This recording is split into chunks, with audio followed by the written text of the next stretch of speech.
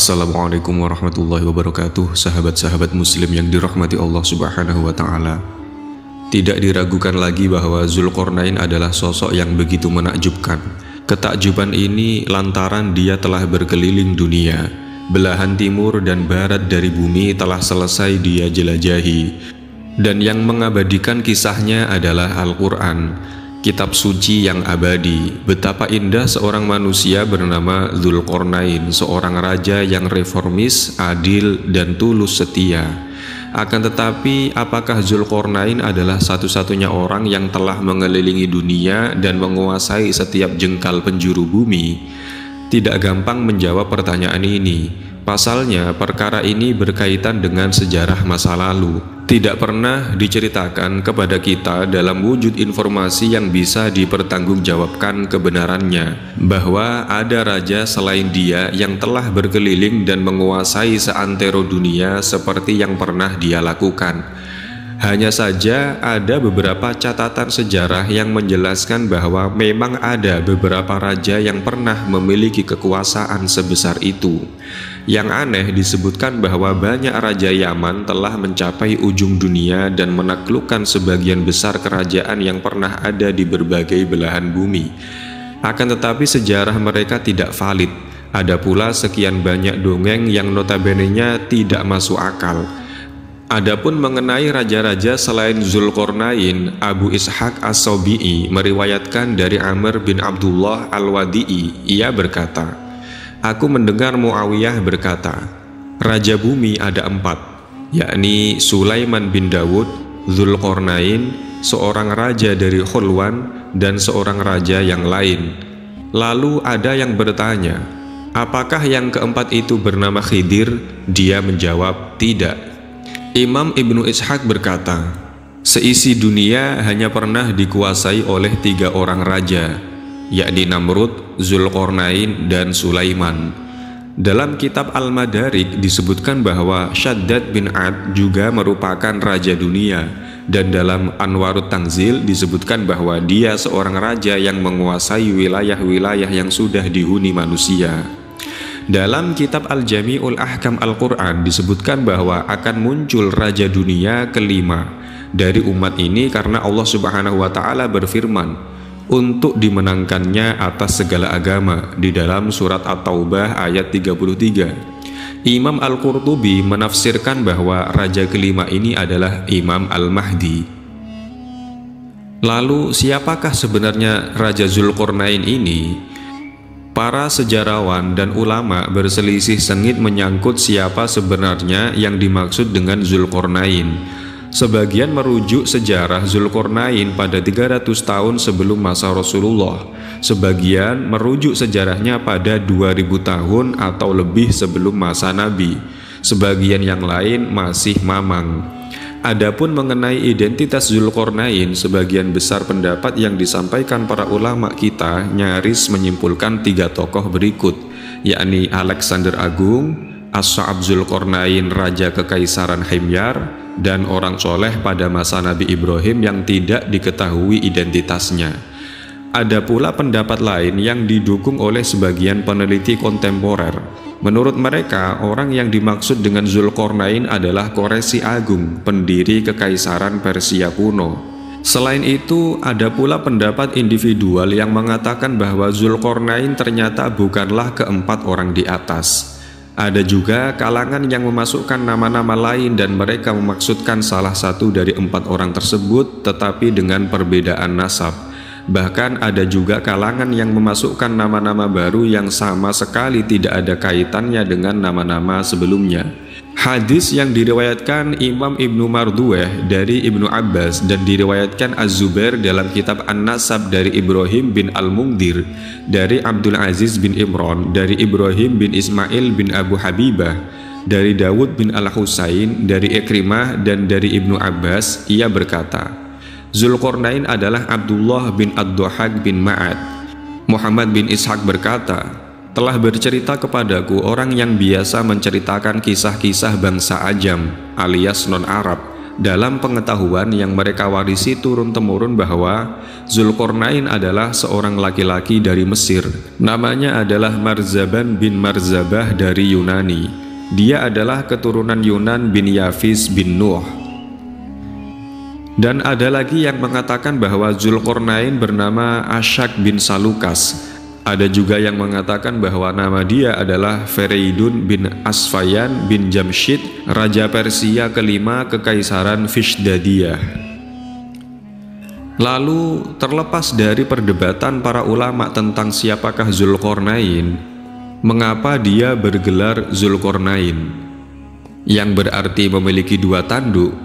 Zulkarnain bukan nama identitas. Ia hanya gelar yang disematkan pada seseorang yang pernah menguasai jagat dunia. Apa sebab sampai muncul gelar Zulkarnain? Adakah informasi sahih dan valid tentang gelar ini?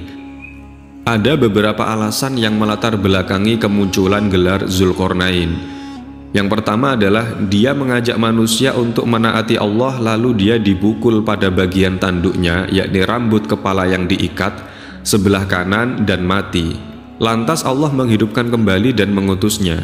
Dia lalu menyerukan ajaran serupa, lalu dia dipukul ganti pada bagian tanduknya sebelah kiri dan lalu mati. Allah kemudian menghidupkan dia kembali dan menamainya Zulkarnain dan menganugerahkan kerajaan dan kekuasaan kepadanya. Pendapat ini diriwayatkan dari Ali As-Sawri, meriwayatkannya juga dari Habib bin Abu Sabit, dari Abu At-Tufail, dari Ali bin Abu Thalib, dan Syu'bah Al-Qasim bin Abu Bazzah, dari Abu At-Tufail, dari Ali. Syekh Al-Aiji mengatakan dalam tafsirnya, diceritakan dalam riwayat sahih dari Ali, dia berkata, Zulkarnain adalah hamba yang tulus mencintai Allah dan ia dicintai Allah. Ia mengajak kaumnya untuk menyembah Allah, tetapi mereka memukul dia pada bagian tanduknya sebelah kanan hingga dia mati. Lantas Allah menghidupkannya kembali dan dia kembali mengajak kaumnya untuk menyembah Allah, tetapi mereka memukul dia pada bagian tanduknya sebelah kiri hingga dia mati. Atas kejadian itu dinamailah dia dengan sebutan Zulkarnain. Imam At-Tabari meriwayatkan kisah di atas dalam riwayat yang mirip dari Ibnu Hamid. Dia berkata, Ibnu Al-Kawa bertanya kepada Ali tentang Zulkarnain, dan dari Muhammad bin Bashar dari Abu At-Tufail ia berkata, Ali pernah ditanya, dan dari Muhammad bin Al-Musanna dari Abu At-Tufail ia berkata, aku mendengar jawaban Ali setelah orang-orang menanyakan perihal Zulkarnain kepadanya. Setelah melihat dalam kitab Al-Ghani pengisahan lengkap Abu At-Tufail, diriwayatkan bahwa ia berkata, aku mendengar Ali menyampaikan khutbah pidato. Ia berkata, bertanyalah kalian sebelum kalian pergi bubar meninggalkanku. Lantas Ibnu Al-Kawa beranjak berdiri. Dia bertanya, apa yang dimaksud dari ayat Al-Dzariyati Dzarwa? Ali menjawab, angin. Kemudian Ibnu Al-Kawa bertanya, apa yang dimaksud dari ayat Al-Jariyati Yusra? Ali menjawab, kapal-kapal. Ibnu Al-Kawa bertanya lagi, apa yang dimaksud dari Al-Hamilati Wiqra? Ali menjawab, awan. Lalu dia bertanya lagi, apa yang dimaksud dari ayat Al-Muqassimati Amra? Ali menjawab, malaikat. Ibnu Al-Kawa terus bertanya, lantas siapakah orang-orang yang mengganti nikmat Allah dengan kekufuran? Ali menjawab, dua kaum paling fasik dari kabilah Quraisy, Bani Umayyah dan Bani Makhzum. Dia berkata lagi, kemudian siapakah Zulkarnain itu? Nabikah atau malaikatkah dia? Ali menjawab, dia seorang hamba beriman, atau kata Ali, hamba soleh. Dia mencintai Allah dan dicintai pula olehnya. Dia pernah dipukul pada tanduk sebelah kanannya dan mati, lalu Allah menghidupkan dia sekali lagi. Dia dipukul pada tanduk sebelah kirinya dan mati. Di antara kalian ada orang seperti dia. Imam Ishaq bin Bashar meriwayatkan dari Abdullah bin Ziyad bin Sam'an dari Amr bin Shu'aib dari ayahnya, dari kakeknya. Ia berkata, Zulkarnain itu orang yang mengajak seorang raja lalim untuk menyembah Allah. Lalu dipukullah dia pada tanduk kepalanya sebelah kanan. Dia mematahkan dan menjadikannya remuk, tetapi dia tetap menyerukan ajaran yang sama kepada raja itu. Lalu tanduk kepalanya sebelah kiri ganti dipatahkan. Itulah sebabnya ia dijuluki Zulqarnain. Pendapat ini dipilih oleh Abu Ubaid. Kemudian yang kedua, menurut satu pendapat dikatakan bahwa dia dijuluki Zulqarnain karena telah menjelajahi belahan timur barat bumi. Pendapat ini diriwayatkan oleh Az-Zubair bin Bakar melalui jalur Sulaiman bin Usaid dari Ibnu Syihab. Ia berkata, dia dijuluki Zulqarnain tiada lain karena telah sampai ke ujung belahan barat bumi tempat matahari habis tenggelam dan bagian ujung belahan timur bumi tempat matahari mulai terbit. Pendapat ini diriwayatkan dalam status marfu. Imam Az-Zamakhsyari cenderung menganut pendapat ini. Imam Ibnu Katsir berkata, pendapat ini lebih mirip daripada yang lain dan ini adalah perkataan Az-Zuhri. Lalu yang ketiga, penulis kitab Ar-Ruhul Bayan menukil dari kitab Qasasul Anbiya bahwa Zulqarnain bermimpi bahwa dirinya mendekat ke matahari hingga bisa memegang bagian awal matahari yang terbit di belahan timur bumi dan memegang bagian akhir matahari yang tenggelam di belahan barat bumi. Ketika dia menceritakan mimpinya kepada kaumnya, mereka kemudian menggelari dia Zulqarnain. Ada yang berkata bahwa di kepalanya memang ada dua tanduk seperti dua kuku.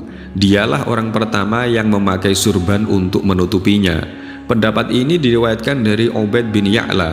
Al-Hafidz Ibnu Hajar berkata, pendapat ini ditolak oleh Ali dalam riwayat Al-Qasim bin Abu Bazzah. Ada yang berkata juga bahwa di atas kepalanya ada benda menyerupai dua tanduk. Ada yang berkata bahwa rambutnya berkepang dua sampai ditutupi oleh pakaiannya. Dikatakan bahwa panjangnya sampai bisa diinjak oleh kaki. Ada yang mengatakan kulit kepalanya dari tembaga. Ini diriwayatkan dari Wahab bin Munabbih. Disebutkan bahwa ia berkata, Zulqarnain memiliki dua tanduk dari tembaga. Menurut Ibnu Katsir, pendapat ini lemah. Ada yang berkata bahwa mahkotanya bertanduk dua. Ada yang berkata bahwa rambutnya telah berubah dan ada tanduk dua di kepalanya. Ada yang berkata bahwa dia dijuluki Zulqarnain karena dia raja yang menguasai Persia dan Romawi. Ada yang berkata bahwa karena dia bisa masuk ke dalam cahaya dan kegelapan. Begitu banyak perbedaan pendapat mengenai gelar Zulqarnain. Di antara semua versi pendapat itu, ada yang nyaris tidak benar, tidak memuaskan, bahkan nyaris tidak dapat kita percayai. Gelar Zulqarnain ini dapat dipersempit dalam beberapa aspek berikut, yakni bergelar Zulqarnain karena kekuasaannya mencapai belahan timur dan barat dunia, atau karena dia menjadi raja yang berkuasa selama 2 generasi, atau karena dia memakai mahkota yang bertanduk dua, atau karena rambutnya berkepang dua dan menarik perhatian. Masing-masing kepangan rambutnya, sebagaimana dikatakan Ibnu Katsir, seperti tanduk. Hadis riwayat Abu Sufyan menyebutkan, tidak pernah aku melihat seperti hari ini ketaatan satu kaum dan kepatuhan bangsa Persia dan Romawi yang rambutnya berkepang seperti tanduk, melebihi ketaatan para sahabat kepada Rasulullah. Dalam hadis riwayat Al-Hajjaj, ia berkata kepada Asma, engkau datang kepadaku atau aku kirimkan kepadamu orang yang akan menyeret tubuhmu dengan memegangi rambutmu. Lalu sekarang bagaimana Zulqarnain menjadi raja dunia? Allah Subhanahu wa taala berfirman, Inna makkanna lahu fil ardi wa atainahu min kulli syai'in sababa. Sesungguhnya kami telah memberi kekuasaan kepadanya di muka bumi dan kami telah memberikan kepadanya jalan untuk mencapai segala sesuatu. Allah Subhanahu wa taala menyebutkan sosok Zulqarnain dan memuji keadilannya. Dia mencapai belahan timur dan barat dari bumi. Dia menjadi raja yang kekuasaannya meliputi penjuru bumi. Dia memimpin dengan keadilan penuh dan kekuasaannya kokoh tidak tergoyahkan. Tetapi apakah dengan bergantung pada kekuatannya sendiri dan armada militernya, manusia dapat menguasai daerah-daerah yang sudah dihuni manusia dan memimpin orang-orang yang ada di sana? Perlu kita yakini bahwa seandainya itu terjadi, maka itu terbilang langka. Pasalnya, manusia memiliki kekuatan, umur, dan kemampuan yang ada batasnya. Dia tidak mungkin bisa berbuat apa yang dia kehendaki dan memiliki apa yang dia inginkan. Bila kekuasaan mutlak ini memang pernah terjadi, maka tiada lain itu pasti karena kehendak dan kuasa Allah Subhanahu wa taala.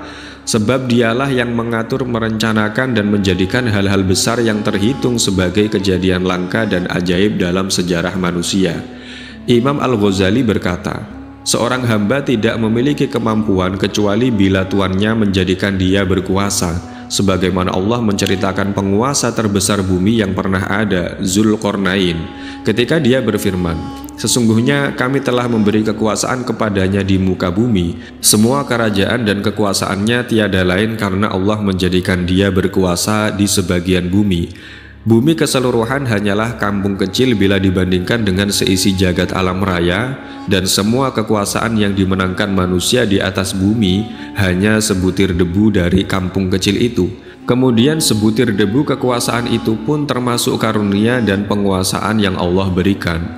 Imam Abul Qasim Al-Qushairi menilai bahwa Allah menguasakan jalan-jalan untuk Zulqarnain agar dia berkuasa, dan itu tidak diberikan Allah kepada raja-raja yang lain. Diriwayatkan bahwa seorang rahib datang kepada Hisham bin Abdul Malik. Rahib itu ditanya, menurutmu siapakah Zulqarnain? Apakah dia nabi? Rahib menjawab, bukan, tetapi telah diberikan kepadanya 4 hal yang ada pada dirinya. Jika dia mampu membalas, dia justru memaafkan. Jika dia berjanji, pasti menepati. Jika dia berbicara, jujur kata-katanya. Dan dia tidak menunda pekerjaan hari ini untuk dikerjakan esok hari. Perbedaan pendapat tidak dapat dihindari menyangkut jalan-jalan yang dianugerahkan kepada Zulqarnain, sehingga dia mampu menaklukkan penjuru bumi dan membentangkan kekuasaannya di belahan timur dan barat bumi. Perbedaan pendapat ini adalah konsekuensi dari perbedaan pandangan mereka dalam menafsirkan ayat, sesungguhnya kami telah memberikan kekuasaan kepadanya di muka bumi, dan kami telah memberikan kepadanya jalan untuk mencapai segala sesuatu. Dalam kitab Al-Bidayah wan Nihayah tertulis, maksudnya kami telah meluaskan kerajaan di banyak daerah dan kami memberi dia instrumen-instrumen kerajaan yang membantunya dalam mewujudkan cita-cita dan tujuan besar yang hendak dicapainya. Qutaibah meriwayatkan dari Abu Awanah dari Sammak dari Habib bin Hamad. Ia berkata, aku berada bersama Ali bin Abi Thalib dan ada seorang bertanya tentang Zulqarnain. Bagaimana dia bisa sampai ke belahan timur dan barat bumi? Ali lalu menjawab, Allah menundukkan awan untuknya dan memberikan jalan-jalan untuk mencapai tujuannya serta membentangkan untuknya di dalam cahaya. Ali kemudian bertanya, mau aku tambahi lagi? Penanya tersebut diam dan Ali pun ikut diam. Imam Ibnu Katsir juga menceritakan dari Ubaid bin Umar dan putranya Abdullah serta dari perawi yang lain bahwa Allah menundukkan awan untuk Zulqarnain sehingga angin itu mengantarkan dia ke tempat mana saja yang dia inginkan. Soal kebenarannya hanya Allah yang tahu. Diriwayatkan dari Al-Hasan, ia berkata, Zulqarnain adalah raja sesudah Namrud. Di antara kisah tentang dirinya menyebutkan bahwa dia adalah seorang muslim soleh yang telah menjelajahi belahan timur dan barat bumi. Allah melimpahkan umur panjang untuknya dan memenangkan dirinya dalam peperangan sehingga dia mampu menundukkan negara-negara yang ada, menghimpun kekayaan, menaklukkan banyak kota dan mengalahkan banyak pasukan. Dia mendatangi banyak daerah dan istana. Dia tidak berhenti menjelajah hingga tiba di belahan timur dan barat bumi. Dan dikatakan bahwa dijadikan dia berkuasa dengan dianugerahi pendukung dan pasukan yang banyak. Kewibawaan dan ketenangan, musuh-musuhnya takut padanya, dimudahkan baginya berjalan ke seantero bumi, dikenalkan padanya jalan-jalan yang luas di muka bumi untuk dia lewati dan dijadikan dia berkuasa di daratan dan di lautan. Disebutkan pula bahwa di antara bukti Allah menyokong dan menguasakan Zulqarnain di muka bumi adalah dia berkuasa dengan jalan-jalan nubuwah dan mukjizat. Namun pendapat ini banyak diperselisihi para ulama.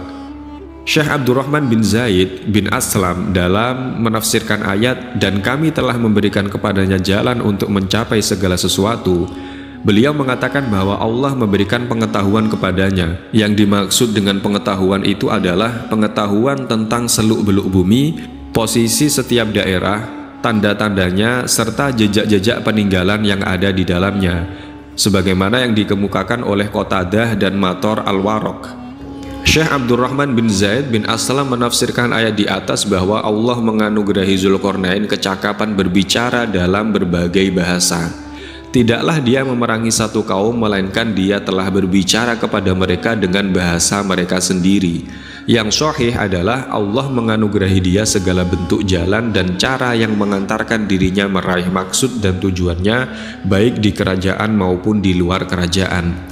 Karena Zulkarnain selalu mengambil dari setiap daerah barang-barang, bahan makanan, dan perbekalan sekiranya mencukupi dan membantunya untuk meneruskan ekspedisi menaklukkan wilayah berikutnya. Zulkarnain seorang nabi atau dia seorang raja? Tidak diragukan lagi bahwa tidak ada yang akurat dari sejarah hidup Zulkarnain. Banyak aspek dari sosoknya yang belum terkuak. Para ulama nyaris tidak pernah satu suara berbicara tentang dirinya. Pada kenyataannya memang inilah takdir sosok sejarah bila hidup ribuan tahun lalu dan kisahnya tidak diturunkan dalam buku-buku sejarah yang kredibel. Di antara perbedaan pendapat para ulama terkait sosok Zulkarnain adalah menyangkut tugasnya di muka bumi. Para ulama memiliki pandangan yang berbeda-beda seperti berikut. Yang pertama, pendapat yang mengatakan bahwa Zulkarnain adalah seorang nabi. Dikatakan bahwa Zulkarnain adalah nabi, dan ada pula yang menyebut bahwa dia adalah rasul. Imam Al-Qurtubi menyebutkan adanya pendapat yang menyatakan bahwa Zulkarnain adalah nabi sekaligus rasul yang Allah menaklukkan muka bumi dengan kedua tangannya. Kalangan yang berpendapat bahwa Zulkarnain adalah nabi berlandaskan pada argumen-argumen berikut. Pertama, firman Allah, sesungguhnya kami telah memberi kekuasaan kepadanya di muka bumi. Mereka memahami bahwa Allah memberikan penguasaan kepada Zulkarnain di muka bumi, dan penguasaan yang sempurna dalam urusan agama adalah nubuwah. Imam Ar-Razi dalam komentarnya mengatakan, kemungkinan maksud ayat di atas adalah Zulkarnain berkuasa di muka bumi oleh sebab nubuwah, dan mungkin juga yang dimaksudkan adalah dia berkuasa oleh sebab dia menjadi raja yang menguasai belahan timur dan barat bumi. Kemungkinan makna yang pertama lebih kuat, karena penguasaan bumi oleh sebab nubuwah lebih tinggi derajatnya daripada penguasaan bumi oleh sebab kerajaan, dan meletakkan firman Allah dalam sisi makna yang paling sempurna itu lebih utama. Kemudian yang kedua, firman Allah, dan kami telah memberikan kepadanya jalan untuk mencapai segala sesuatu. Bagian ayat ini menunjukkan bahwa Allah menganugerahkan jalan berupa nubuwah kepada Zulkarnain. Imam Ar-Razi berkata, kalangan yang mengatakan bahwa Zulkarnain adalah nabi mengatakan bahwa di antara segala sesuatu yang dianugerahkan kepadanya adalah nubuwah. Ayat ini menunjukkan bahwa Allah memberi dia jalan yang mengantarkan dia mencapai nubuwah. Sedangkan kalangan yang menolak bahwa dia adalah nabi mengatakan bahwa maksud dari ayat di atas adalah, dan kami telah memberi dia jalan untuk mencapai segala sesuatu dalam mengembangkan kerajaannya. Hanya saja, siapapun boleh berkata, mengkhususkan makna umum itu menyelisihi makna lahir. Tidaklah mungkin makna umum bisa menjadi khusus bila tidak ada dalil yang mengkhususkannya.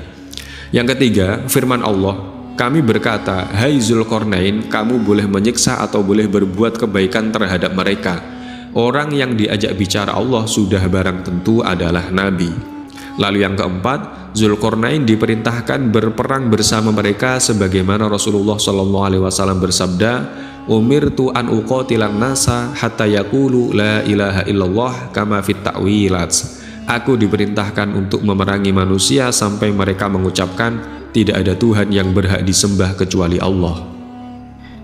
Imam Al-Alusi berkata, kalangan yang cenderung berpendapat bahwa Zulkarnain bukan nabi mengatakan bahwa titah ayat di atas diterima Zulkarnain lewat perantara nabi yang ada pada masa dia hidup, atau titah itu berwujud ilham bukan wahyu. Sesudah pilihan antara menyiksakan dan berbuat kebaikan diperuntukkan bagi syariat nabi itu. Lalu ada lagi pendapat yang mengatakan bahwa Zulkarnain adalah malaikat. Yang lebih aneh dari pendapat ini adalah sebagian kalangan yang menyebutkan bahwa Zulkarnain itu termasuk golongan malaikat. Pendapat ini diriwayatkan dari Amirul Mukminin Umar bin Khattab. Dia mendengar ada seseorang berkata, hai Zulkarnain. Orang itu membalas, tahan, tidak cukupkah kamu menamai orang lain dengan nama para nabi sampai kalian menamai dengan nama malaikat? Nama malaikat yang dimaksud di sini adalah Zulkarnain. Lalu ada juga yang menyatakan bahwasanya Zulkarnain adalah hamba yang soleh. Pendapat ketiga ini bertentangan dengan dua pendapat yang disebutkan sebelumnya. Ibnu Al-Qawa bertanya kepada Ali tentang Zulkarnain, apakah dia itu nabi atau raja? Ali menjawab, dia bukan nabi dan juga bukan raja, akan tetapi dia adalah hamba soleh yang mencintai Allah lalu Allah mencintainya. Disebutkan bahwa Zulkarnain adalah termasuk salah satu putra Sam bin Nuh. Dia putra seorang wanita tua dan tidak ada anak lain yang dimilikinya kecuali dia. Dia berkulit hitam. Kemungkinan ini adalah pendapat Wahab bin Munabbih. Dalam tafsirnya, Imam Ibnu Jarir At-Tabari mengatakan bahwa Zulkarnain itu adalah orang Romawi, putra salah seorang wanita tua yang hanya memiliki anak sematawayang, yaitu Zulkarnain. Nama dia adalah Iskandar. Syekh Wahab menyebutkan bahwa Zulkarnain adalah orang Iskandariyah. Status dia adalah orang luar dari kaumnya. Dia bukan orang terbaik dari sisi keturunan dan strata sosial, tetapi dia tumbuh besar dengan dikaruniai fisik yang bagus, berparas tampan dan berperilaku terpuji seperti penyabar, lemah lembut, berwibawa dan menjaga kehormatan diri semenjak kecil hingga dewasa. Sedari kecil, dia selalu berbudi pekerti terpuji dan seiring bertambahnya usia, kepribadiannya kian matang. Reputasinya tersebar luas dan disegani di tengah-tengah masyarakatnya. Kemudian Allah menganugerahkan kewibawaan kepadanya. Wawasannya bertambah luas hingga dia mulai memikirkan banyak hal. Hal pertama yang sejalan dengan gagasan pemikirannya adalah Islam. Dia lalu memeluk Islam kemudian mengajak kaumnya agar memeluk Islam. Mereka semua masuk Islam karena dipaksa olehnya. Selanjutnya, kisah hidupnya sebagaimana adanya. Dalam tafsir At-Tibyan, disebutkan bahwa Zulkarnain adalah raja yang lalim. Ketika ayahnya wafat, dia naik tahta. Kekejaman dan kesewenangannya semakin menjadi-jadi. Lalu Allah mentakdirkan untuknya seorang hamba soleh yang berkawan dengannya. Ketika bertemu Zulkarnain, dia berkata, "Wahai paduka raja, hentikan perilaku kejammu dan bertobatlah kepada Allah sebelum engkau binasa." Raja Iskandar naik pitam mendengar kata-kata orang itu. Dia kemudian menjebloskannya ke penjara. Orang saleh itu mendekam di dalam bui selama 3 hari. Allah kemudian mengirim malaikat untuk membongkar atap penjara dan mengeluarkan hamba soleh tersebut lalu memulangkan dia ke rumahnya. Keesokan harinya, kabar kaburnya orang soleh itu dilaporkan kepada Iskandar. Dia bergegas menuju penjara dan melihat sendiri atap penjara telah hilang. Sekujur kulitnya bergetar. Dia sadar bahwa kerajaannya ternyata lemah dibandingkan kekuasaan Allah. Dia kembali sembari keheranan. Dia mencari orang soleh tadi. Didapati olehnya dia sedang menunaikan sholat di Gunung Thales. Orang soleh itu berkata kepada Zulkarnain, "Bertobatlah kepada Allah." Tetapi raja itu berusaha menangkapnya. Dia perintahkan pasukan untuk menyerbu. Tiba-tiba Allah mengirimkan api dan membakar mereka. Raja Iskandar pingsan seketika menyaksikan pemandangan itu. Ketika siuman, dia langsung bertobat kepada Allah. Dengan merendahkan diri, dia mendekat kepada orang soleh tadi. Perilakunya berubah. Dia begitu patuh pada Allah dan mengubah perilakunya menjadi baik. Dia mendatangi raja-raja yang lalim, memerangi dan menundukkan mereka. Kemudian dia mengajak umat manusia untuk mematuhi dan mengesahkan Allah. Perintah pertamanya antara lain membangun masjid dengan ukuran panjang 400 hasta dan lebar 22 hasta dan tinggi 100 hasta. Diriwayatkan dari Wahab bahwa ketika Zulkarnain beranjak dewasa dan menjadi pribadi yang soleh, Allah berkata kepadanya, "Wahai Zulkarnain, sesungguhnya aku mengutusmu kepada segenap umat manusia di muka bumi. Mereka umat yang berbicara dengan bahasa yang berbeda-beda. Mereka umat-umat penduduk bumi. Mereka bermacam-macam golongan. 2 umat yang panjang bumi seluruhnya membentang di antara tempat keduanya. 2 umat yang lebar bumi seluruhnya membentang di antara tempat keduanya. Dan umat-umat yang menghuni tengah-tengah bumi dan mereka terdiri dari bangsa jin dan manusia. Kemudian ada Ya'juj dan Ma'juj. Adapun 2 umat yang panjang bumi membentang di antara tempat keduanya, maka umat yang satu menghuni tempat terbenam matahari, namanya Nasik, dan umat yang satunya lagi menghuni tempat terbit matahari, namanya Mungsik. Kemudian 2 umat yang lebar bumi membentang di antara tempat keduanya, maka umat yang satu ini menghuni bagian bumi sebelah kanan, namanya Hawil. dan umat yang satunya lagi menghuni bagian bumi sebelah kiri namanya Tawil. Zulkarnain berkata, "Wahai Tuhanku, sungguh engkau menitahkan kepadaku perintah yang begitu dahsyat dan berat sekiranya tidaklah mampu melakukannya kecuali hanya engkau semata." Zulkarnain melanjutkan, "Mohon beritahukan kepadaku keadaan umat-umat itu. Dengan kekuatan macam apa aku menundukkan mereka? Dengan kesabaran model apa aku menghadapi mereka? Dengan bahasa apa aku berbicara dengan mereka?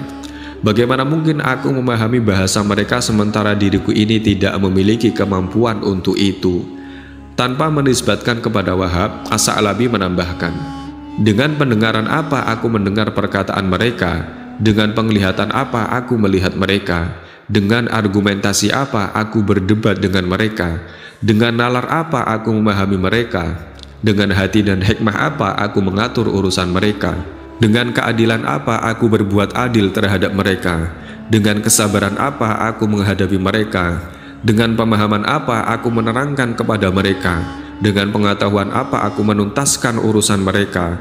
Dengan tangan apa aku memegang mereka? Dengan kaki apa aku menginjak mereka? Dengan kekuatan apa aku menghitung mereka? Dengan tentara apa aku memerangi mereka? Dengan kelembutan apa aku mempersatukan mereka? Sedangkan tidak ada bagiku, wahai Tuhanku, di antara hal-hal yang aku sebutkan tadi, suatu yang menguatkanku untuk menghadapi mereka, dan Engkau Maha Penyantun lagi Maha Penyayang. Tidaklah engkau memaksa seseorang melainkan sesuai kadar kemampuannya, dan tidaklah engkau membebankan kepadanya sesuatu yang berada di luar kadar kekuatannya dan yang sekiranya akan mencelakanya, bahkan engkau justru menyayanginya."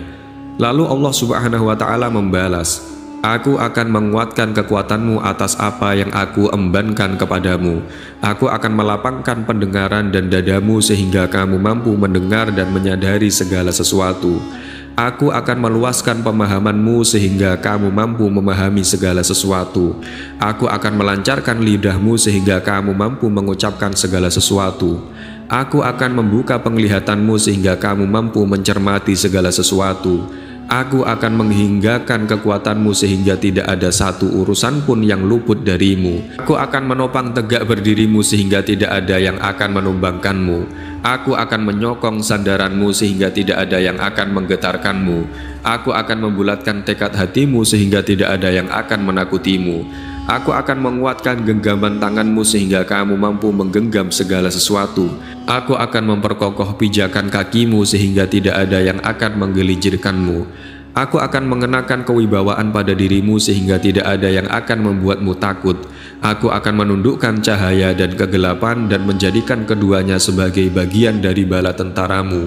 Cahaya akan menuntunmu di depanmu dan kegelapan akan menyeliputimu di belakangmu." Diceritakan bahwa Zulkarnain mendatangi satu umat yang tidak memiliki sesuatu apapun sebab menghasilkan dunia. Pekerjaan mereka menggali kubur. Bila pagi hari tiba, mereka bergegas ke pemakaman, lalu membersihkan dan berdoa di sana. Mereka menanam sayuran dan menggembalakan ternak. Allah menakdirkan untuk mereka di sana makanan dari apa yang tumbuh di atas tanah. Zulkarnain mengirim utusan kepada raja mereka agar datang menemuinya. Utusan itu berkata, "Penuhilah panggilan Zulkarnain." Raja mereka menjawab, "Aku tidak butuh padanya. Jika dia memiliki keperluan, hendaklah dia yang datang kemari." Mendengar laporan utusan, Zulkarnain berkata, "Raja mereka benar." Zulkarnain berangkat menemuinya. Dia berkata, "Aku mengirim utusan kepadamu untuk memintamu datang kepadaku, tetapi kamu menolak. Sekarang aku yang datang ke sini." Raja mereka menjawab, "Seandainya aku ada keperluan denganmu, tentu aku yang datang kepadamu." Zulkarnain berkata, "Mengapa aku tidak melihatmu seperti umat-umat yang lain?" "Apa maksudmu?" tanya dia. Zulkarnain berkata, "Kamu tidak memiliki dunia dan juga tidak mempunyai apa-apa. Mengapa kamu tidak mengumpulkan emas dan perak lalu bersenang-senang dengannya?" Mereka menjawab, "Kami tidak menyukai keduanya karena tidaklah seseorang dianugerahi salah satu dari keduanya, melainkan nafsu dirinya akan mengharap yang lebih baik dari apa yang berada di tangannya." Zulkarnain berkata, "Mengapa kalian menggali kubur lalu setiap pagi kamu berdatangan ke pemakaman?" menyapunya dan berdoa di sana. Mereka menjawab, kami ingin bila kami melihat liang lahat dan mendambakan dunia, maka bakal kuburan kami itu akan menghalangi kami berdamba-damba urusan duniawi.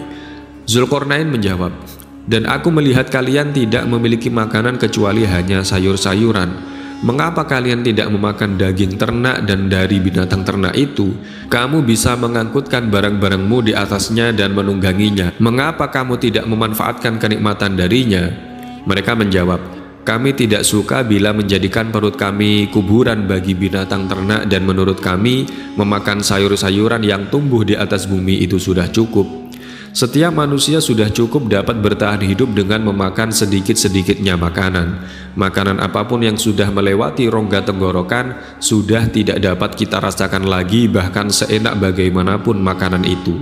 Kemudian raja mereka mengulurkan tangannya di belakang Zulkarnain, lalu dia meraih tengkorak manusia. Dia bertanya, wahai Zulkarnain, tahukah kamu siapa dia? Zulkarnain menjawab, aku tidak tahu siapa dia. Dia berkata, dia adalah salah satu raja dunia yang Allah telah menganugerahkan kepadanya kekuasaan besar atas penduduk bumi, lalu dia berbuat lalim dan aniaya. Tatkala Allah melihat kekejamannya, dia langsung memperlihatkan kematian kepadanya, maka jadilah dia seperti batu yang tergolek. Allah telah menghitung seluruh amal perbuatannya sehingga kelak dia memberi dia balasan buruk di akhirat. Dia kemudian meraih tengkorak lain yang sudah rusak. Dia berkata, wahai Zulkarnain, apakah kamu tahu siapa dia? Zulkarnain menjawab, aku tidak tahu siapa dia. Dia berkata, dia adalah orang yang diangkat raja oleh Allah sesudahnya. Dia melihat apa yang diperbuat raja sebelumnya terhadap orang-orang mulia dari penganiayaan, kezaliman hingga kesewenang-wenangan. Dia menjadi raja yang rendah hati dan takut kepada Allah. Dia memerintahkan memberlakukan keadilan di tengah-tengah rakyatnya. Maka jadilah dia sebagaimana yang kamu lihat. Allah telah mencatat seluruh amal perbuatannya sehingga kelak dia memberinya balasan baik di akhirat. Kemudian raja itu memegang tengkorak kepada Zulkarnain. Lalu dia berkata, tengkorak ini seakan-akan seperti dua tengkorak tadi. Lihatlah Zulkarnain, apa yang akan kamu perbuat. Zulkarnain berkata, apakah kamu bersedia menemaniku? Aku akan mengangkatmu sebagai saudara dan wazirku, dan harta kekayaan yang Allah anugerahkan kepadaku akan aku bagikan dua kepadamu. Dia menjawab, tidaklah patut bila aku dan kamu berada di satu tempat yang sama. Zulkarnain bertanya, mengapa?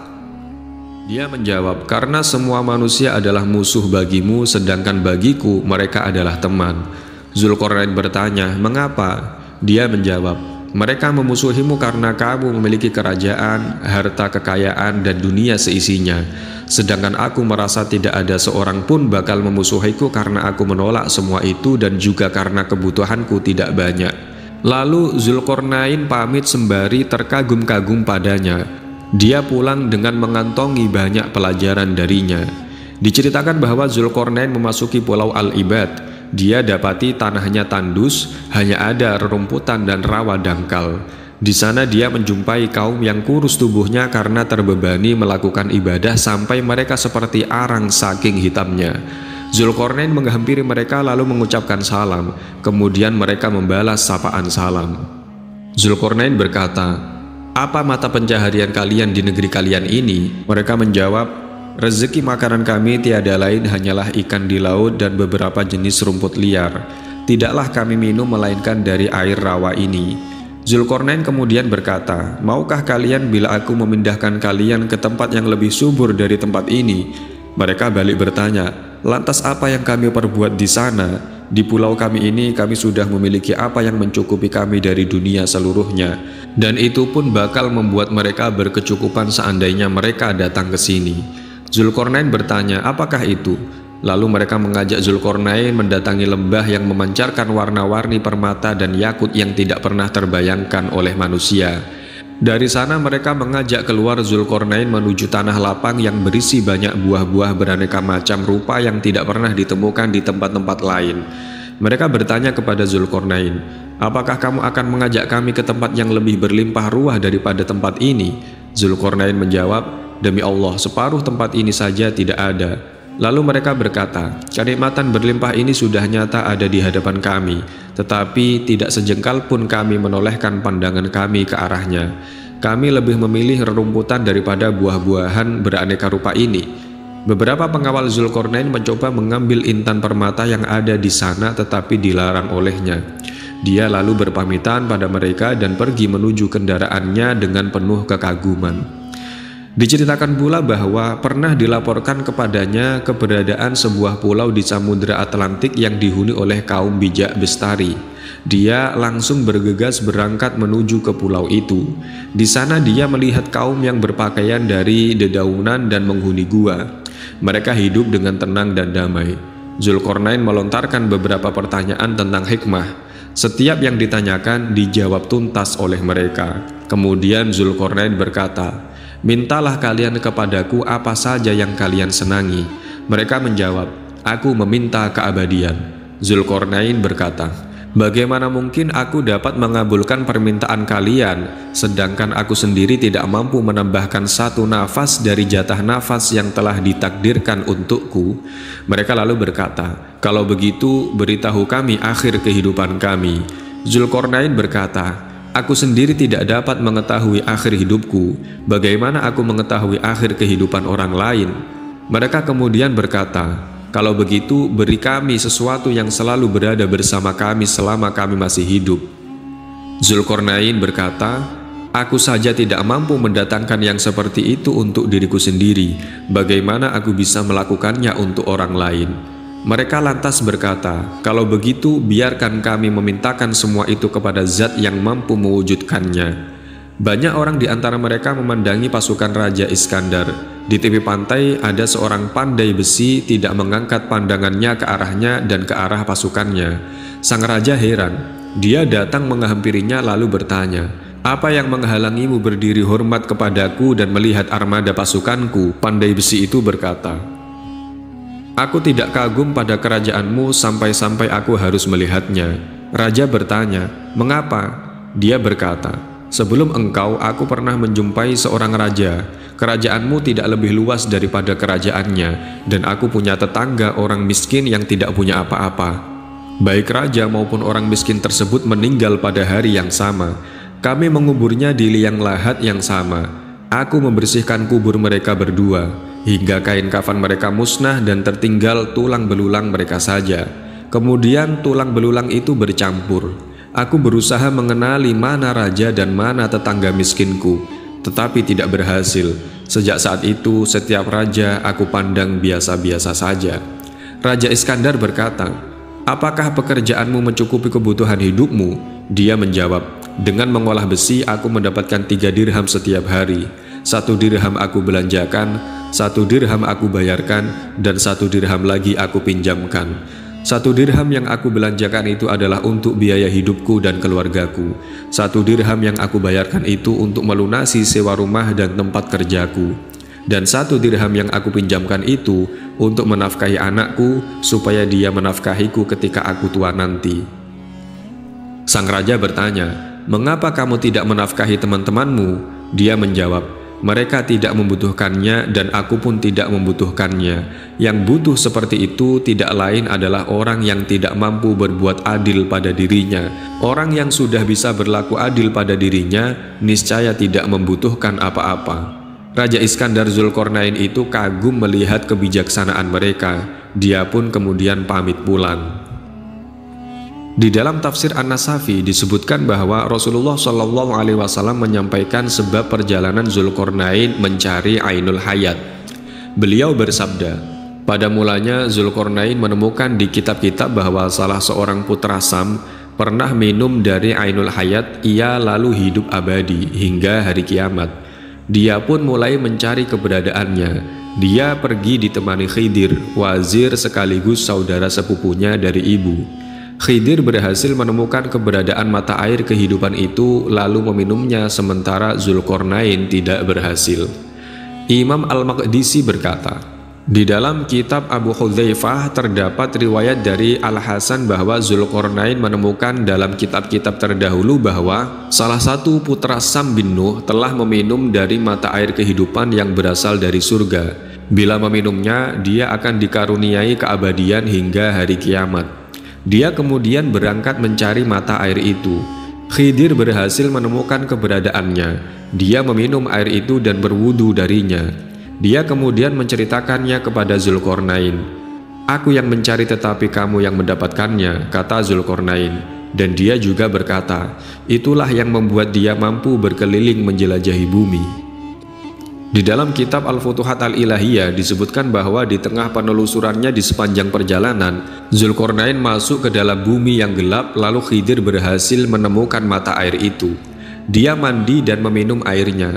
Itulah sebabnya dia tidak mati kecuali nanti dengan tiupan sangkakala pertama. Adapun Zulkarnain tidak berhasil mendapatkannya, padahal mereka berdua pergi bersama-sama. Itulah sebabnya dia bisa meninggal. Dalam hikayat yang diceritakan penulis kitab Bada'i'uz Zuhur dari As-Sa'labi, yang dia juga bersumber dari Sayyidina Ali, bahwa sesudah diberitahu malaikat keberadaan mata air kehidupan, Zulkarnain mengumpulkan seluruh ulama di masanya dan menanyai mereka tentang lokasi mata air itu berada. Perbekalan dia persiapkan untuk berangkat mencari. Banyak orang menasihati dia supaya jangan pergi, karena hal itu akan menyebabkan dia celaka. Tetapi dia memutuskan tetap pergi. Dia berangkat ditemani Khidir. Dia berpesan kepada mereka bahwa jika dia tidak kembali dalam waktu 12 tahun, dia mempersilahkan mereka kembali pulang ke daerah asal mereka masing-masing. Zulkarnain dan Khidir menembus kegelapan selama 18 hari. Lalu Allah mewahyukan kepada Khidir keberadaan mata air itu. Dia mandi di sana dan meminum airnya. Adapun Zulkarnain tidak diberi petunjuk untuk sampai ke tempat itu. Dalam kitab At-Tibyan dikatakan bahwa ketika Zulkarnain tiba di tempat terbenamnya matahari, dia langsung mencari mata air kehidupan. Gurunya berkata kepadanya, "Mata air kehidupan berada di wilayah kegelapan." Ketika dia hendak masuk ke bumi kegelapan, dia bertanya, "Binatang apa yang akan aku lihat di malam hari?" Mereka menjawab, "Kuda." Dia bertanya lagi, "Kuda apa yang akan aku lihat?" Mereka menjawab, "Kuda betina." Dia bertanya lagi, "Kuda betina yang bagaimana?" Mereka menjawab, "Kuda betina yang masih perawan." Zulkarnain mengumpulkan 6.000 pasukan berkuda juga dari armada prajuritnya. Mereka semua mengendarai kuda betina yang belum kawin. Dia berangkat meninggalkan sisa pasukannya. Mereka semua kemudian memasuki kegelapan. Mereka berjalan selama sehari semalam. Ternyata Khidir berhasil menemukan mata air kehidupan karena dia berada di garda depan pasukannya sekaligus memegang panji terbesar.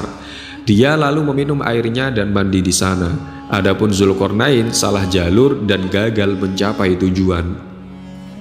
Diceritakan bahwa Khidir pernah menasehati Zulkarnain. Dia berkata sebagai berikut, "Sesungguhnya Allah telah menganugerahi kekuasaan di muka bumi dan mendatangkan kepadamu jalan untuk mencapai segala sesuatu. Tidaklah engkau mengetahui kecuali apa yang Allah menghendaki dirimu mengetahuinya dari pengetahuannya. Seandainya muncul ke hadapanmu satu huruf yang sebelumnya dirahasiakan darimu, hatimu akan hancur berkeping-keping. Wahai Zulkarnain, engkau telah mengemban amanat yang seandainya dipikulkan kepada langit, runtuhlah dia. Seumpama dipikulkan kepada gunung, hancurlah dia. Dan jika dipikulkan kepada bumi, terbelahlah dia. Engkau dianugerahi kesabaran dan engkau juga dikaruniai pertolongan. Engkau akan melihat kaum yang melihat penghuni bumi sebagai budak mereka dan melihat dari mereka sekutu Allah dalam penciptaannya. Mereka adalah Ya'juj dan Ma'juj. Allah kuasa mencari sehingga tiada yang bisa lari dari kerajaannya dan tiada yang mampu mengalahkan dia.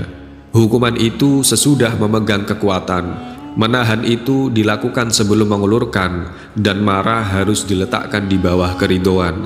Bila janji sudah terucap, maka harus ditepati. Wahai Zulkarnain, pahit yang berguna itu lebih baik daripada manis yang merugikan. Ambil yang pertama dan tinggalkan yang kedua. Ambil apa yang perlu dan tinggalkan yang tidak perlu. Wahai Zulkarnain, barangkali matamu melihat sesuatu yang tidak dapat digapai tanganmu. Seperti itulah perumpamaan bila kamu mencita-citakan sesuatu yang tidak berhasil diraih usahamu, dan ajalmu tiba sebelum berhasil mewujudkannya. Wahai Zulkarnain, beramallah seperti amal orang yang tidak mati. Berlakulah zuhud seperti zuhud orang yang didatangi kematian.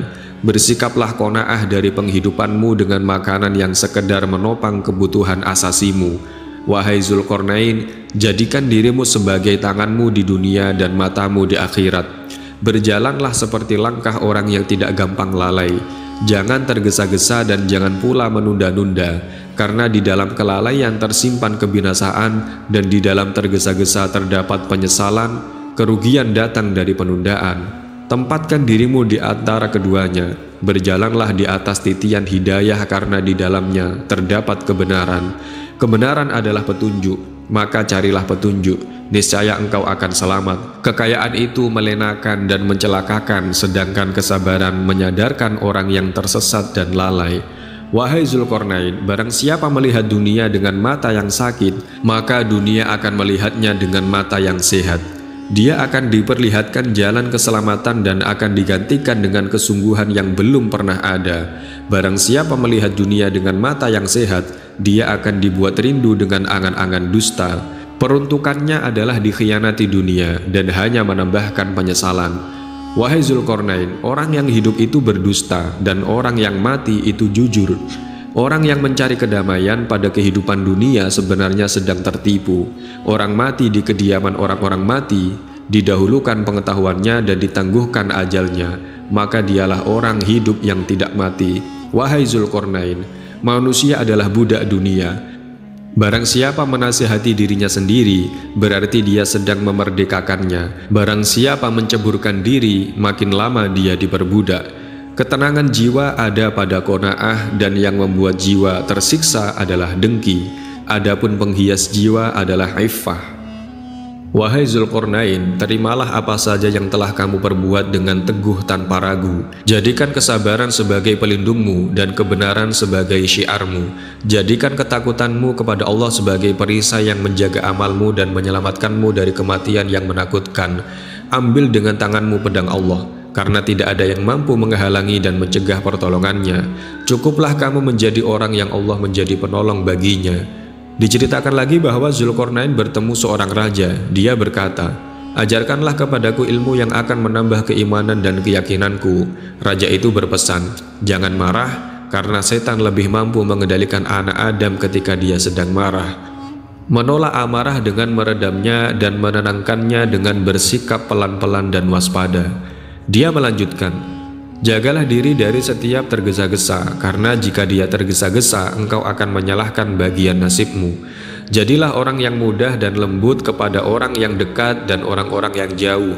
Janganlah kamu menjadi orang yang lalim dan keras kepala." Dikisahkan bahwa Zulkarnain melihat seorang raja ketika tiba di tempat terbenam matahari. Lalu dia berkata kepadanya, "Nasihatilah aku." Raja itu kemudian berkata, "Wahai Zulkarnain, jangan sampai engkau dibuat gelisah oleh rezeki esok hari, dan jangan pula engkau menunda pekerjaan hari ini untuk engkau kerjakan esok hari. Jangan engkau bersedih atas kematianmu. Berlakulah lemah lembut dan jangan engkau menjadi raja yang lalim dan angkuh." Diketahui bahwa Zulkarnain gemar membangun dan memakmurkan wilayah. Kota-kota dia perkuat dan bendungan-bendungan dia bangun. Dia mengelola urusan antar masyarakat agar berjalan stabil.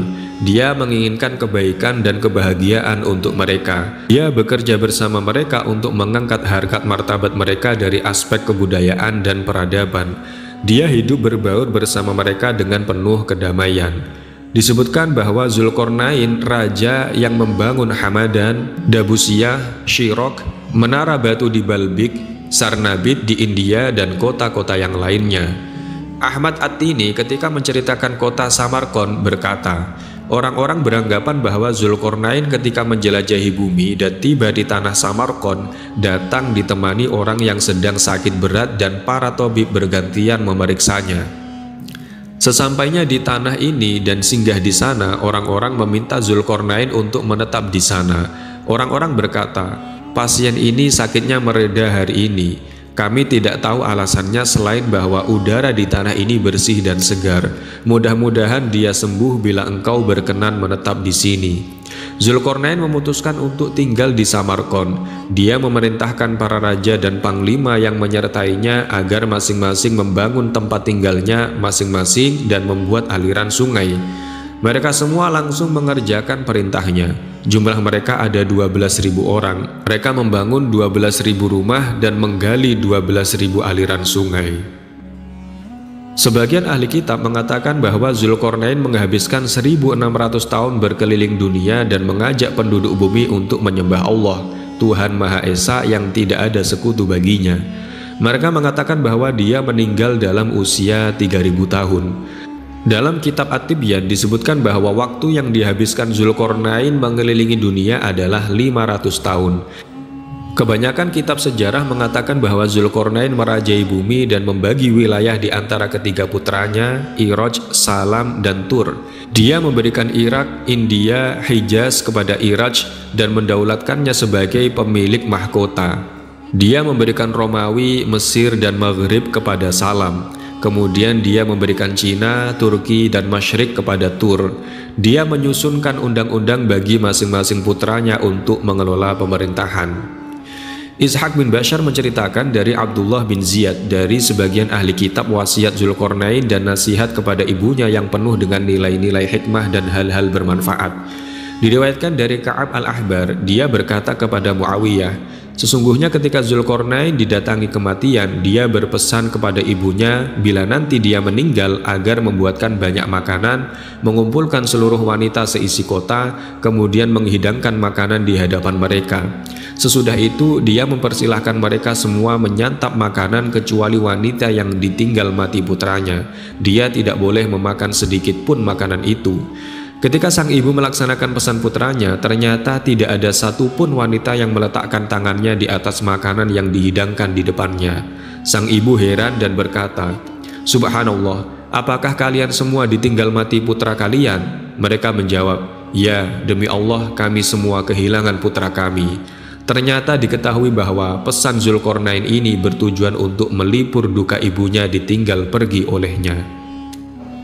Allah Subhanahu wa Ta'ala telah menyebutkan perihal benteng besar yang dibangun oleh Zulkarnain yang membuat takjub semua orang. Sebuah bangunan yang tinggi, besar, dan kokoh yang terbuat dari besi dan tembaga cair yang dituangkan pada tumpukan besi tersebut hingga menutup celah antara dua bukit yang tinggi dan tidak bisa dengan mudah dilewati. Ini merupakan kekuasaan Allah Subhanahu wa Ta'ala yang telah diberikan kepada Zulkarnain untuk membangun dinding penghalang supaya tidak mampu dihancurkan maupun dilewati oleh Ya'juj dan Ma'juj. Syekh Az-Zamakhsyari menyebutkan bahwa jarak antara dua dinding penghalang adalah 100 farsakh. Telah diriwayatkan bahwa ketebalan dindingnya adalah 50 ziro atau hasta dan tingginya mencapai 200 ziro.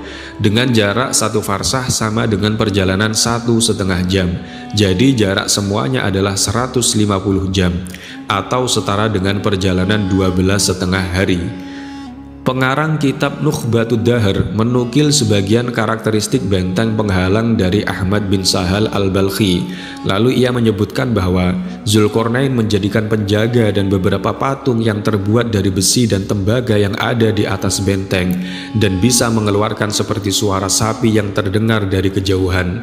Dinding tersebut tersusun kokoh mengelilingi Ya'juj dan Ma'juj, yaitu terdiri dari 10 gunung yang tinggi besar dan tidak mungkin bisa dilewati kambing apalagi manusia.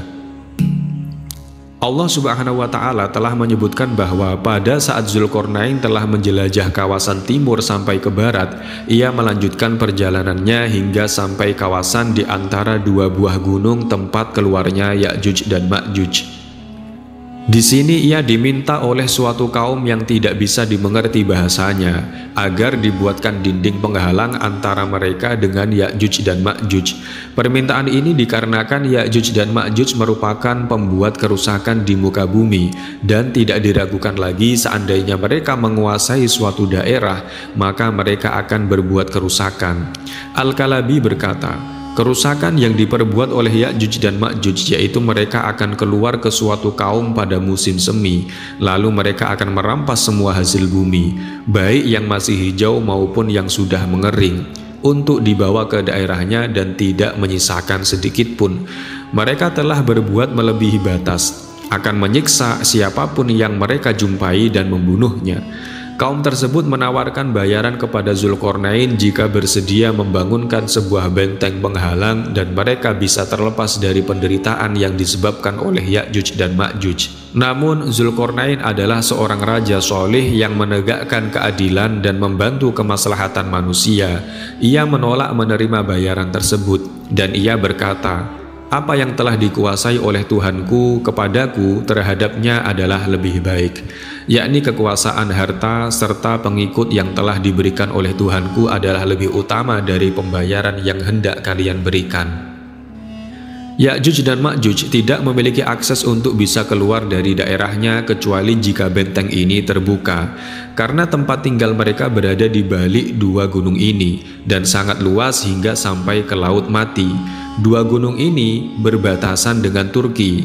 Imam Ar-Razi berkata, letak dua benteng penghalang berada di arah utara, yang menurut sebagian pendapat bahwa dua gunung tersebut terletak di antara Armenia dan Azerbaijan, dan menurut pendapat lainnya bahwa dinding tersebut berada di perbatasan Turki.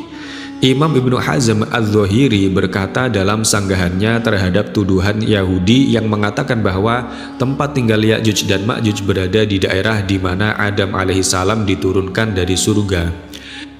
Imam Al-Qasimi mengatakan bahwa menurut pendapat yang rojih, yang unggul, dinding Ya'juj dan Ma'juj terletak di wilayah Dagestan yang sekarang masuk wilayah Rusia, yang letaknya di antara kota Darban dan Khuzar. Antara dua kota ini terdapat jalan sempit yang telah dikenal sejak zaman dahulu.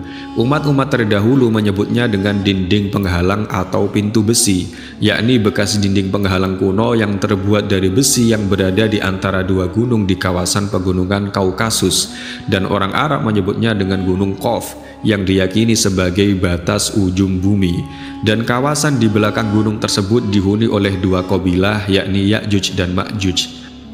Dikatakan bahwa ada cerita yang masyhur di kalangan penduduk Qof, bahwasanya gunung ini merupakan benteng besar yang digunakan untuk menangkal serangan bangsa barbar. Benteng ini terkadang dinisbatkan pada benteng yang dibangun oleh Iskandar atau Alexander, dan terkadang dinisbatkan pada Kisra Anushirwan, penguasa Persia. Hal ini menunjukkan bahwa keberadaan benteng tersebut merupakan peninggalan kuno yang masih ada sampai sekarang ini.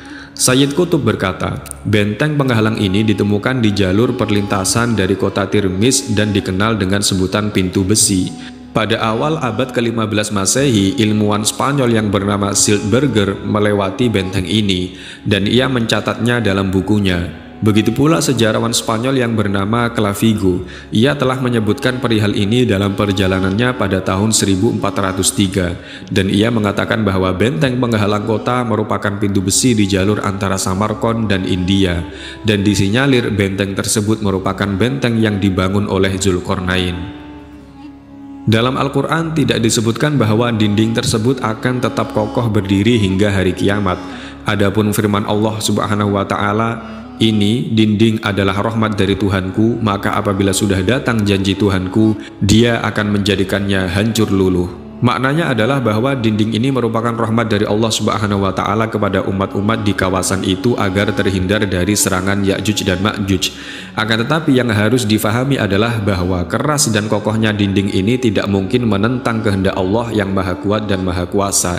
Jadi tidak musnahnya dinding ini merupakan karunia Allah Subhanahu wa Ta'ala, dan apabila hari kiamat telah datang dan Allah menghendaki kehancuran alam ini, maka tidak ada satupun benteng maupun gunung-gunung yang kokoh sekalipun yang bisa bertahan di hadapan kekuasaan Allah Subhanahu wa Ta'ala. Bahkan Allah Subhanahu wa Ta'ala akan menghancurkan semuanya dalam sekejap. Perkataan Zulkarnain ini bertujuan untuk memperingatkan kepada umat-umat tersebut bahwa dinding yang terkuat sekalipun tidak ada apa-apanya bila dibandingkan dengan kekuatan Allah Subhanahu wa Ta'ala. Maka tidak dibenarkan jika disimpulkan bahwa dinding ini akan kekal sampai hari kiamat. Bahkan jika kiamat datang pada waktu di mana dinding ini masih berdiri kokoh, maka Allah Subhanahu wa Ta'ala akan menjadikannya hancur lebur. Adapun jika dinding ini hancur sebelum datangnya kiamat, maka kehancurannya diakibatkan oleh sebab yang lain seperti gempa bumi dan letusan gunung berapi, dan dalam ayat tersebut tidak menyangkal hal ini.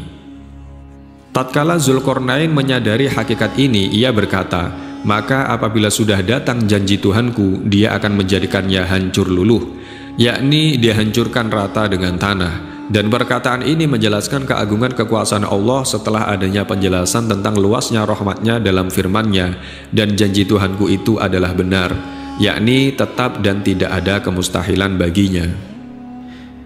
Imam As-Sa'labi mengatakan, pada saat Zulkarnain sampai di kawasan timur, ia bertemu dengan umat manusia yang soleh. Mereka meminta agar dibangunkan sebuah benteng penghalang dan mereka akan memberikan bayaran atas pembangunan tersebut. Akan tetapi Zulkarnain berkata, apa yang telah dikuasakan oleh Tuhanku kepadaku terhadapnya, yakni kekuatan yang diberikan kepadaku, itu lebih baik daripada bayaran dari kalian.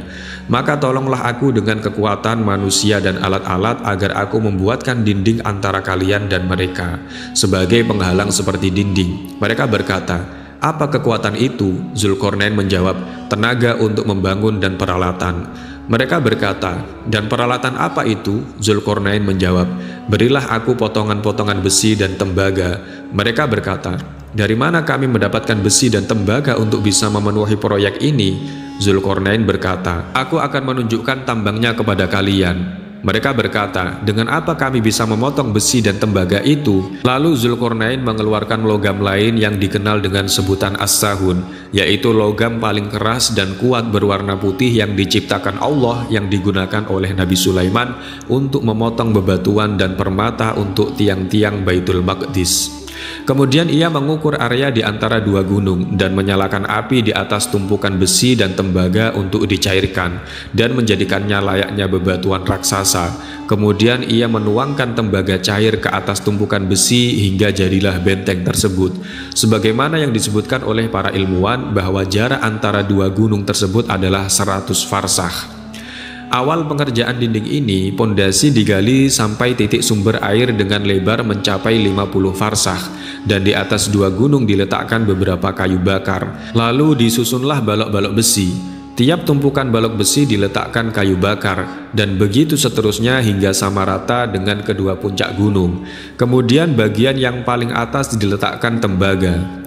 Syekh Az-Zamakhsyari menyebutkan bahwa Zulkarnain juga menggali pondasi hingga mencapai titik sumber air. Kemudian diletakkan bebatuan, tembaga yang meleleh, dan beberapa potongan besi yang mana antara logam-logam tersebut diberi kayu bakar dan batu bara. Metode ini dilakukan untuk menguatkan besi, dan penambahan tembaga cair yang dituangkan ke atas besi bisa menjadikan struktur bangunan bertambah kuat dan kokoh. Inilah petunjuk yang diberikan oleh Allah Subhanahu wa Ta'ala kepada Zulkarnain yang tercatat dalam Al-Quran sebagai ilmu pengetahuan modern yang mampu bertahan beberapa abad, yang bilangannya hanya diketahui oleh Allah Subhanahu wa Ta'ala. Imam Ibnu Jarir dari Ibnu Marduweh meriwayatkan dari Abu Bakrah bahwasanya ada seorang lelaki berkata, wahai Rasulullah, aku telah melihat dinding Ya'juj dan Ma'juj. Rasulullah bersabda, kalau begitu gambarkanlah keadaannya kepadaku. Lelaki tersebut kembali berkata, bentuknya seperti kain burdah yang bergaris, yakni garis hitam dan merah. Rasulullah SAW bersabda, berarti kamu telah melihatnya. Al-Alusi berkata, secara dohir ia melihatnya dengan mata kepala, bukan lewat mimpi, dan ini merupakan hal yang gharib, asing atau aneh, meskipun kabar tersebut sahih. Sesungguhnya telah disebutkan dalam riwayat Al-Bukhari bahwasanya ada seseorang berkata kepada Nabi SAW, aku telah melihat dinding Ya'juj dan Ma'juj seperti kain burdah yang bergaris. Kemudian Nabi bersabda, kau telah melihatnya. Ibnu Hajar menyebutkan bahwa penambahan teks pada redaksi terakhir, yakni garis hitam dan merah, merupakan redaksi yang disampaikan oleh Ibnu Abi Arubah dari Qatadah dari seorang penduduk Madinah. Ibnu Hajar berkata, Imam At-Tabrani meriwayatkan dari jalur Sa'id bin Bashir dari Qatadah dari dua orang dari Abi Bakrah bahwa ada seorang mendatangi Rasulullah SAW, lalu ia berkata sesuai redaksi hadis yang telah disebutkan, dan beliau bersabda, demi zat yang mana jiwaku berada dalam kekuasaannya, sungguh telah diperlihatkan kepadaku pada malam aku diisrokan bahwasanya dindingnya dari batu bata emas dan perak. Imam Al-Bazzar meriwayatkan dari Yusuf bin Abu Maryam Al-Hanafi dari Abu Bakrah dan seorang lelaki yang mengaku telah melihat dinding penghalang tersebut, lalu ia menjelaskannya panjang lebar. Mengenai hadis yang diriwayatkan oleh Ibnu Jarir, Ibnu Katsir berkata, ini adalah hadis mursal. Ia menyebutkan dalam kitab sejarahnya mengenai hadis Al-Bukhari ini. Al-Bukhari menyebutkannya secara mu'allaq dengan bentuk kepastian dan aku tidak mengetahuinya sebagai hadis yang sanadnya muttasil. Sahabat-sahabat muslim yang dirahmati Allah Subhanahu wa taala, telah dijelaskan berdasarkan penelitian dan uraian yang panjang bahwa Zulkarnain adalah seorang raja yang beriman, solih dan adil. Allah Subhanahu wa taala telah mengabadikannya dalam Al-Qur'an serta menjelaskan tentangnya dalam beberapa ayat Al-Qur'an di surat Al-Kahfi supaya bisa diteladani oleh para pemimpin dan raja, dan agar mereka mengetahui bahwa kekuasaan dan kerajaan mereka tidak sebanding dengan kekuasaan yang dimiliki oleh Zulkarnain. Maka dari itu mereka para penguasa hendaknya tidak sewenang-wenang dalam menjalankan kekuasaannya, dan hendaknya mereka bertakwa kepada Allah dalam menjalankan kekuasaannya. Dan telah dijelaskan pula bahwa Zulkarnain merupakan seorang raja yang solih, bukan seorang nabi dan bukan pula seorang malaikat.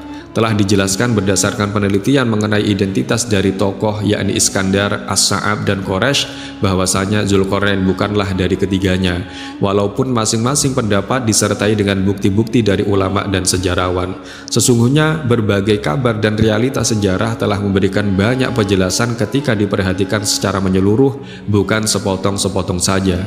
Sebab-sebab utama yang menyebabkan kerancuan antara Zulkarnain yang disebutkan dalam Al-Quran dan Alexander dari Makedonia yang banyak tersebar di kalangan orang awam adalah saling bertukarnya nama dan julukan keduanya.